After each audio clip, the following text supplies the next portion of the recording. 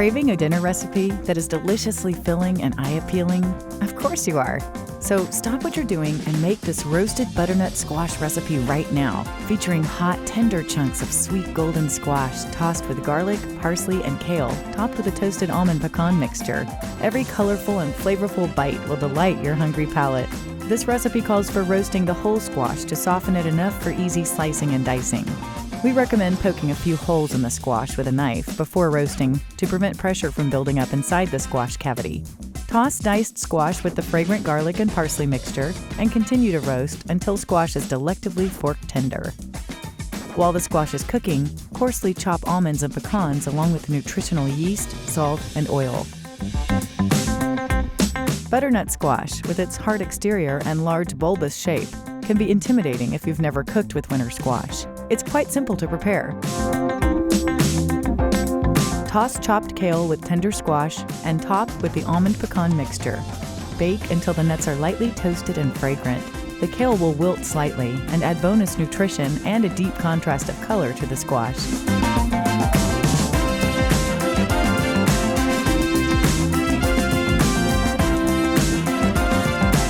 When thinking of food from Spain, tapas, cured meats, chorizo, and famous Spanish stews most likely come to mind. Less likely are delectable veggie dishes. Prepare to broaden your horizons. This roast squash, manchego, and honey paprika dressing is both familiar and yet not. You have likely indulged in dishes with these same ingredients, but it's unlikely they have been joined in quite the same way. This recipe takes some of the most mouthwatering flavors found in nature and fuses them together for an unbelievable dish that you will not soon forget. With your first bite, you will be anxious to share this delectable discovery with both friends and strangers. This recipe calls for acorn squash, which has a sweet, nutty flavor and can be found at farmers markets and grocery stores. It can be stored for up to a month in a cool, dry location. If you want to up the adventure quotient of this dish, experiment with different members of the winter squash family, such as pumpkin, butternut squash, or calabaza. Measure for measure. Anaheim peppers are a mild variety of chili peppers. The addition of this pepper to your dish will add just a touch of spice that blends perfectly with the earthiness of the squash. If Anaheim peppers are not readily available, poblano peppers, banana peppers, and other mild green chilies are good substitutes. Manchego cheese is a sharp, hard cheese made from sheep's milk and gives this dish an earthy, nutty flavor. If you want to experiment with other cheeses or have trouble finding this in your local supermarket, you can substitute Parmesan, Romano, or very sharp white English cheddar. You will have a dish that will delight your taste buds and make you eager to explore other exotic dishes of the world. Get your passport ready. You're on your way.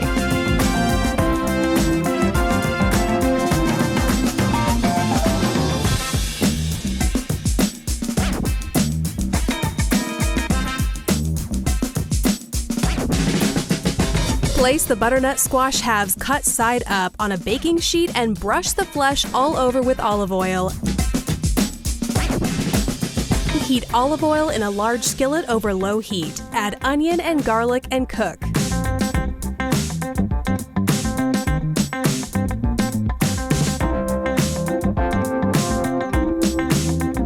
Stir in lentils, cranberries, rosemary, thyme, nutmeg, red wine, and vegetable stock.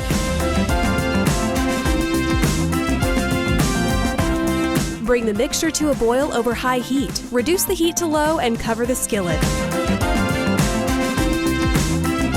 Add spinach and pistachios into the lentil mixture until the ingredients are well combined. Transfer the lentil mixture to a large bowl and set aside. Carefully scoop out the tender squash flesh, leaving a small amount around the edges so the squash halves keep their shape. Transfer the flesh to a large bowl. Use a potato masher to mash the squash. Add the lentil mixture and stir until combined. Do not overmix.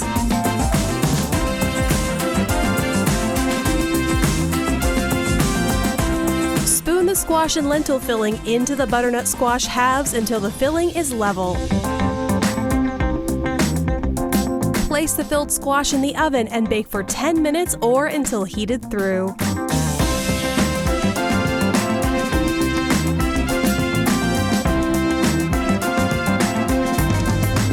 the typical holiday foods have you singing the blues because of your diet?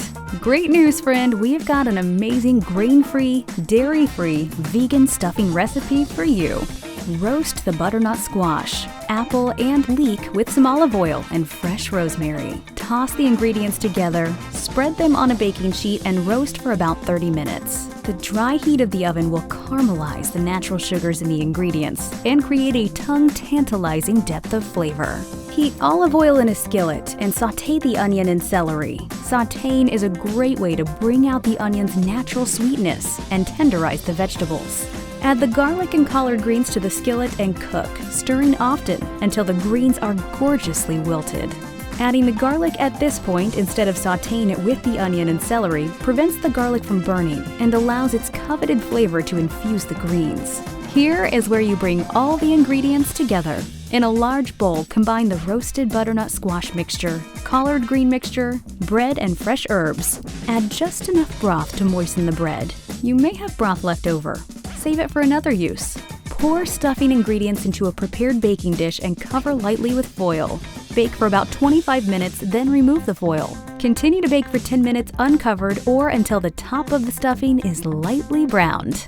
Put your stuffing on the Thanksgiving table and enjoy your family and friends fighting over who gets seconds.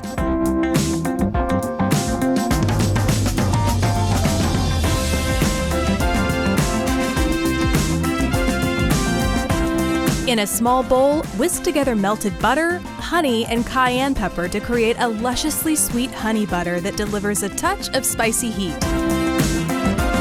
Place the acorn squash slices in a large bowl and drizzle with the honey butter. Use tongs to toss until each slice is coated.